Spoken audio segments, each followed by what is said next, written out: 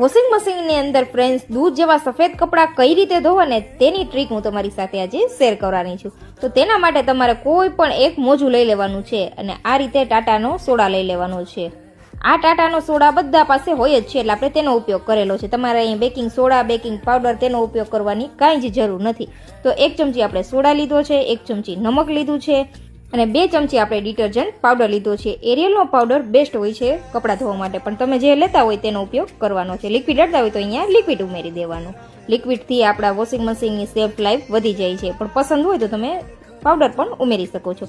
હવે આ રીતે મોજામાં ગાંઠ લગાવી દેશું અને આપણે મશીનને સ્ટાર્ટ કરી દેવાનું છે. અહીંયા હું નોર્મલ મોડ ઉપર કપડાં ધોઉં છું ને એટલે મેં આ મોડ સ્ટાર્ટ કરેલો છે. તમે જે રીતે કપડાની સાયકલ હોય તમારી તે મુજબ તમારે મશીનને સ્ટાર્ટ કરી દેવાનું છે.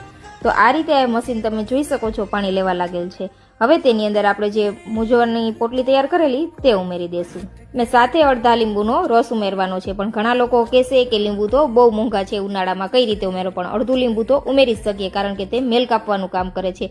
અડધું લીંબુ ઉમેરશો ને ફ્રેન્ડ્સ એટલે તમારે કપડાં ઘસવાની પણ જરૂર નહીં પડે.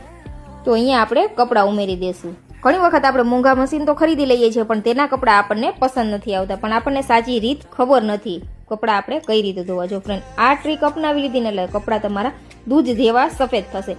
હવે મશીન આપણે અહીંયા બંધ કરી દેશું અને 20 થી 25 મિનિટ માટે રેસ્ટ આપી દેશું. 20 થી 25 મિનિટ પછી આપણે ફરી મશીન સ્ટાર્ટ કરીને આપણે કપડાં ધોવા માટે રાખી દેવાના છે.